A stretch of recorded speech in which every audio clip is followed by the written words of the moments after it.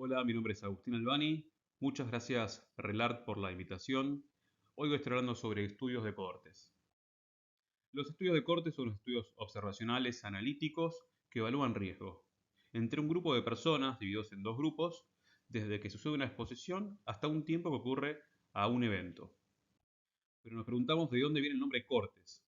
Bueno, esto viene del Imperio Romano y una corte es un conjunto de personas que comparten características que las definen. Por ejemplo, una unidad táctica está constituida por un solo tipo de soldados. Por ejemplo, una corte de arqueros o de lanceros o de artilleros o de caballería. O sea, todos compartían las mismas características. ¿Y cómo se clasifican? Bueno, se pueden clasificar según el momento de la inclusión de estos pacientes o según la selección. En cuanto al momento de la inclusión, hay cortes fijas y cortes dinámicas. Las fijas es donde todos los sujetos entran a la corte en el mismo tiempo. En cambio, las dinámicas entran en diferente tiempo cuando comienza esta exposición. En cuanto a la selección, están las cortes únicas o de población, que son para exposiciones no dicotómicas, es decir, se seleccionan los sujetos de una población general donde es muy frecuente esta exposición y luego se analizan los subgrupos según el grado a los que fueron sometidos a esta exposición. Y después tenemos dos cortes donde solo difieren en presentar o no la exposición, es decir, es dicotómica, o blanco o negro, o está o no está. También se las puede clasificar según la posición temporal del observador. Es decir, tenemos cortes prospectivas, donde ya ocurre la exposición, interviene el observador y luego espera que suceda el evento. En las cortes retrospectivas tenemos la exposición, el evento y luego el investigador analiza lo que sucedió mucho antes de que él participe del análisis. Es decir, ve retrospectivamente cuándo fue la exposición y el evento y luego se analiza. Después tenemos las bidireccionales. En estas hay un evento clave que es un evento a corto plazo y un evento a largo plazo. Y en los dos, el investigador se posiciona en el medio, entre en la exposición y entre el primer evento y en la exposición y el segundo evento que es a un plazo mayor. También se las puede clasificar, como dijimos antes, en prospectivas y retrospectivas, que cada una tiene sus diferencias claras. Por ejemplo, las prospectivas llevan mucho más tiempo, porque vos tenés que estar presente desde que está la exposición y se sigue a toda la corte, y por lo tanto, al ser llevar más tiempo, son más costosas, pero tienen la ventaja de que los datos, al ser recolectados de manera prospectiva, tienen un mayor control sobre sesgos y confundidores que vamos a ver un poco después.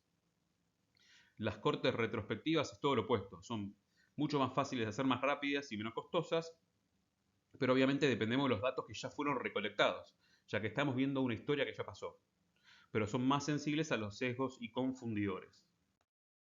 En cuanto a las fases de diseño, tenemos que ver la selección de la población, es decir, una muestra de la población a la que queremos extrapolar nuestros resultados, y tenemos los expuestos y los no expuestos, que tienen iguales características, esto es lo más importante, y que solo difieren si fueron expuestos o no. Y después tenemos la recolección de los datos de la exposición y los datos del evento. Los datos de la exposición los podemos relevar de registros médicos, de bases de datos que ya existen, información suministrada por el individuo, por entrevistas, encuestas, lo que ustedes quieran, de exámenes médicos o de mediciones ambientales. Cuando nos referimos al evento, depende del diseño, pero debe ser el mismo método de los dos grupos. Puede ser del registro médico, control médico, certificado de defunción y entrevistas, al igual que cuando se recolectan datos de la exposición. En cuanto al seguimiento, ¿cuánto tiempo? Y eso obviamente va a depender del evento. Acá tenemos dos ejemplos muy claros. Si queremos ver el efecto en drogas en malformaciones congénitas, hay que esperar 9 meses, que es lo que dura obviamente un embarazo. En cambio, si queremos ver cuánto tarda el tabaco en afectar o dar cáncer de pulmón o cualquier patología, que es a mucho más largo plazo, tenemos que esperar 10, 15, 20 años o más. Por eso es importantísimo que tengamos un buen seguimiento de todos los pacientes, porque una pérdida de seguimiento es causa de una menor validez de nuestro estudio.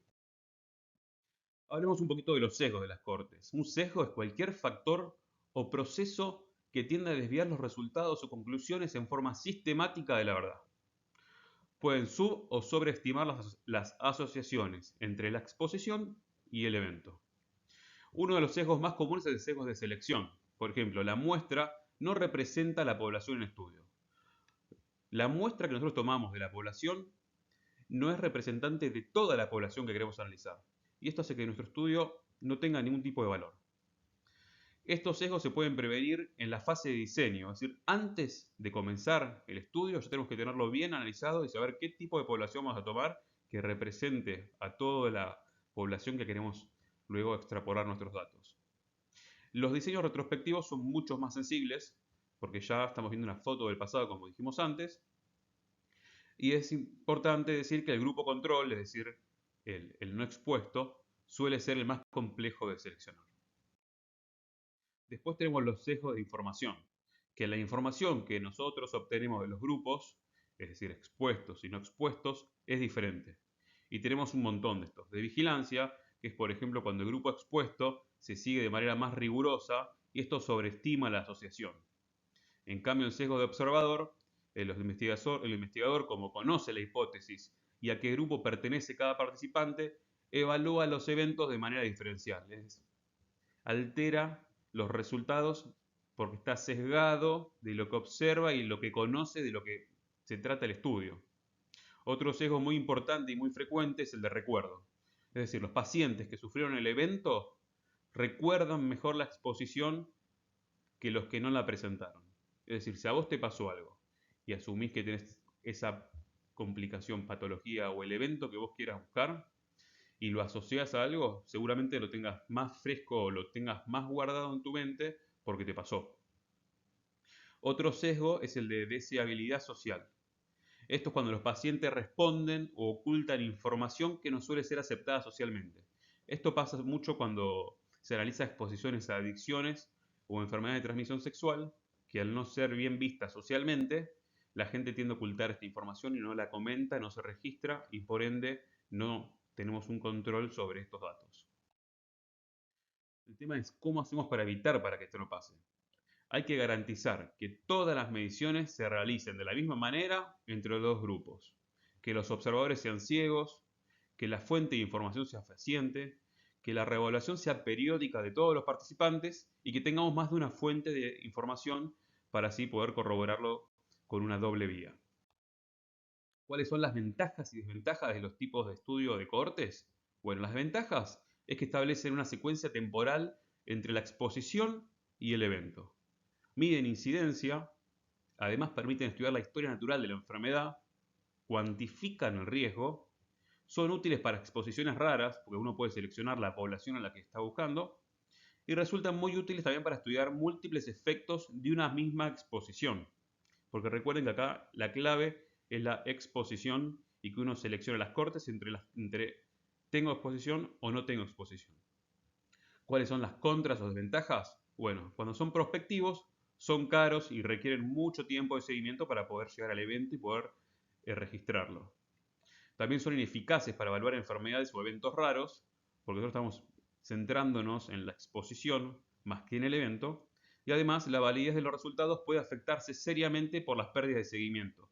Por esto recalcamos que es importantísimo que todos los pacientes que se incluyan en los grupos de cortes y se analicen durante un tiempo determinado tengan un follow-up, que se dice un seguimiento continuo y no se pierdan individuos, porque luego esto va a dificultar el análisis de nuestros resultados. Vamos a unos ejemplos de trabajos de cortes en ortopedia. En este trabajo publicado en el Journal Americano de Sport Medicine, en esta corte retrospectiva se analizaron 145 hombros con instabilidad recurrente. Tenemos una corte A y una corte B con 66 pacientes en uno y 79 en otro, y a un grupo se le realizó la técnica clásica de la Target y al otro grupo una técnica de arco congruente. Y luego del seguimiento, que fue 41.3 meses, no encontraron diferencias demográficas entre los grupos, es decir, que los grupos compartían características entre sí y la única diferencia fue la exposición a una técnica o la otra. Se demostró que ambas técnicas presentaban excelentes resultados funcionales y un retorno al deporte sin recurrencias de inestabilidad. Otro ejemplo es en fracturas diafisarias simples de húmero. Tenemos la corte A y la corte B, 35 pacientes en cada una. A algunos pacientes se les dio estabilidad absoluta, a otros se les dio estabilidad relativa. Estas son las dos exposiciones. Como dijimos antes, los grupos no tenían diferencias entre ellos, eran pacientes que compartían las mismas características, eran cortes. Y el seguimiento medio fue de 9 meses. Se concluyó que los pacientes tratados con estabilidad absoluta presentaron consolidación radiográfica de menor tiempo, de 12 semanas en comparación con 18 semanas con los pacientes de estabilidad relativa. Bueno, eso fue todo. Quiero agradecerles nuevamente a Relart y muchas gracias.